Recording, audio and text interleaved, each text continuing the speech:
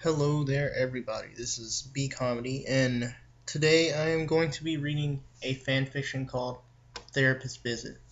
Now, this is my first time reading or doing an aloud reading, so probably going to be some screw ups. So just try to bear with me a little bit. But anyway, cut to the chase. The Therapist Visit's a sad slice of life. It's about Luna seeing a therapist, as I gather, because she's upset because she feels like she's being replaced by Twilight Sparkle. And I will admit, I have read like the middle chapter or something like that just to see if it was any kind of interesting, and it does seem to be very good. So I guess I'm just gonna go ahead and jump right into it with chapter 1, Acceptance.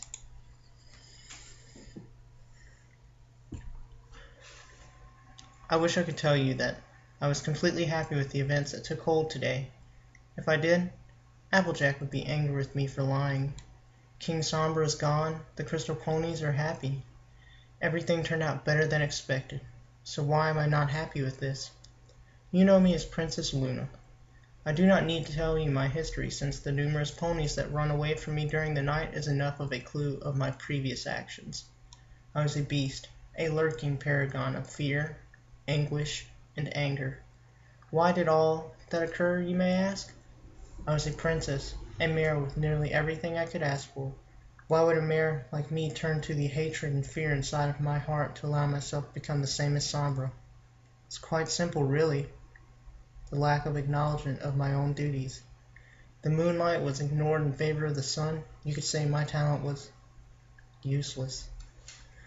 1,000 years later, and I am still ignored. Twilight Sparkle has taken the reins of Celestia's favorite.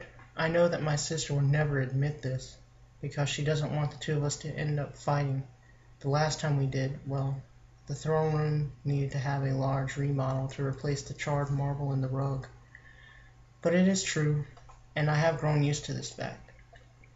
I do not see my sister often, much like a quarreling couple that argue due to their opposite work shifts. The fact that our sleep schedules are completely opposite from each other does not help any matters. I'm back. I'm inside the castle, but nobody is home.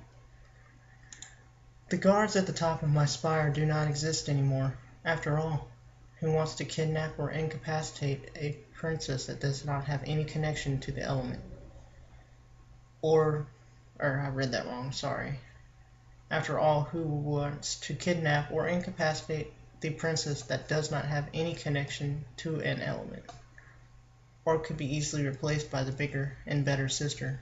No one does. That's the point. I have caught some of my guards falling asleep against the wall because they have never actually been forced to deal with a disastrous situation before. So not only are they not needed, they aren't useful. Celestia hired them shortly after my firing of them, and I've heard them express their devotion to my sister whenever they passed my door, assuming I was asleep. I have taken to reading books to quell the mixed feelings that pull up in my heart. I cannot say anything because I do not wish to upset my sister and cause problems in her line of work. I also cannot tell anyone. If any pony finds out that I have been harboring feelings of resentment and depression, a nightmare moon scare will probably happen. The pony responsible would no doubt be me. Showing off my emotions is never impossible. The only person that I will talk to is you, and you know why. You're being paid a handsome amount of bits to keep your mouth shut. I expect you will keep your end of the bargain. Tell you what? Tell you about Twilight Sparkle? Fine, if you wish. What bad is there to say about her? She's an excellent student, one of the best of Celestia's school for gifted unicorns.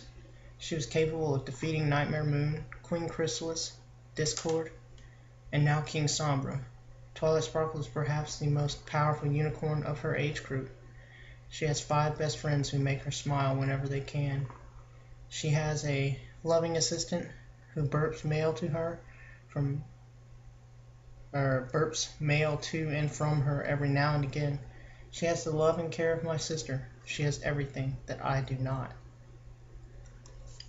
What do you mean, interesting? There's nothing interesting about my predicament. I'm to be replaced by a unicorn who is 100 times younger than me.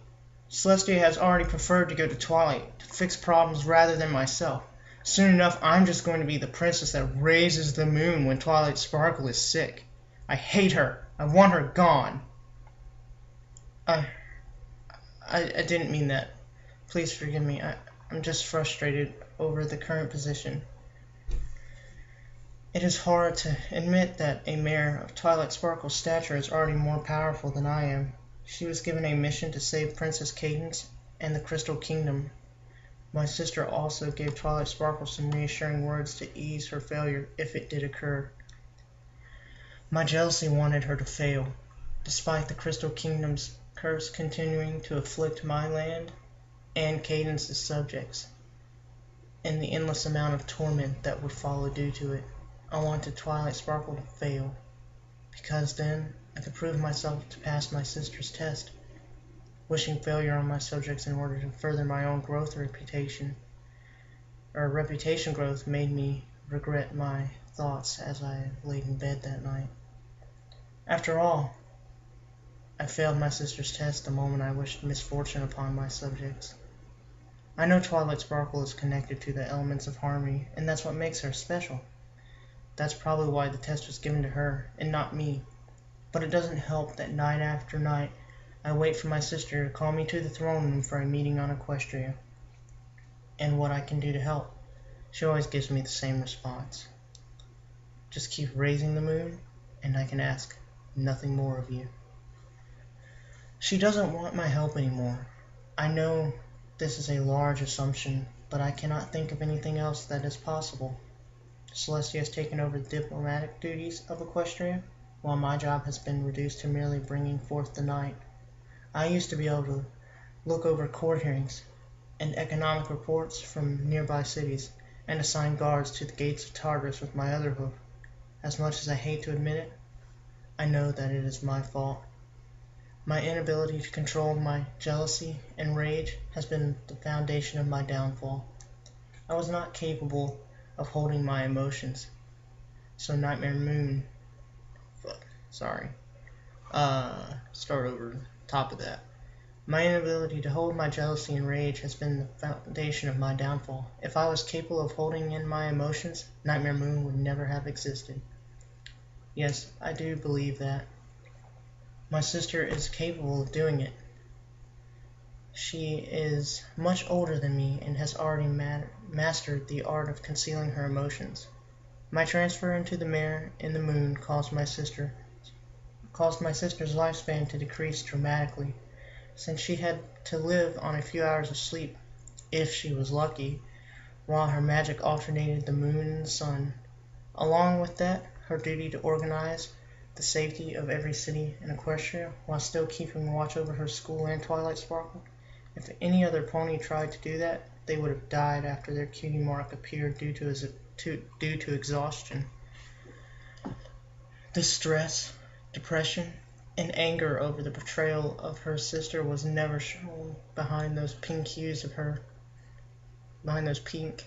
hers. A smile was always on her face as her mind worked to emit another inspiring phrase to lighten the day of whoever she was talking to, just like the sun that she brings up every morning. Once I am capable of doing that, I can avoid anger outbursts and transformations. Lies have already been told to my sister, each of them reminding her that I am completely fine and will continue my duties to bring the night.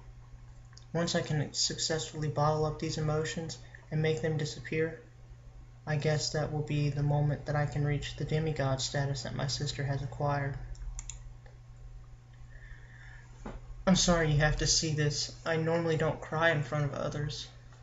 I usually have enough self-restraint to hold it back. Like I said, if you say anything to any pony, you will be the next guest on the moon. Holy crap, alright, it's a threat. Where was I? Oh, sure, go ahead, you may speak.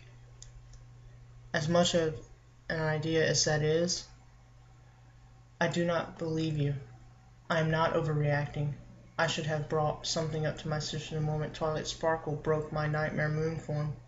Now, my fear over the consequences of my opinions is going to take away my position as co-ruler of Equestria, assuming that I ever had that role in the first place.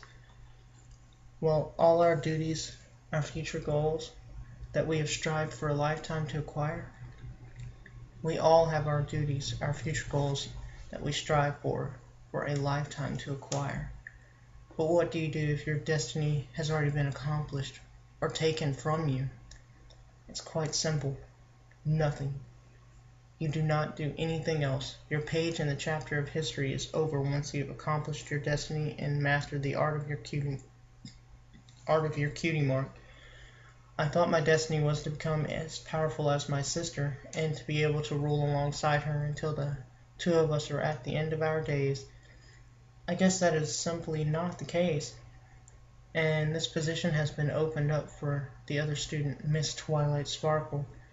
I will remain to be the princess of the night, the one who merely brings up the moon while everyone pledges their love and devotion to Celestia, the useless one, the replaceable one. Please forgive me. I do not wish to tell you anymore. Your payment is on the dresser behind you. I will summon you with a letter when I am ready for you again. Oh, okay guys, that's chapter 1, and I know I did have a few screw-ups in there, or well, quite a few actually, and I apologize for that, and I will try to do my best next time, or do better than this time actually. So I guess just let me know what you think. If you liked it or you think it could use some improvements, tell me and I will do my best to get the next one out. And yeah, anyway, see you later guys.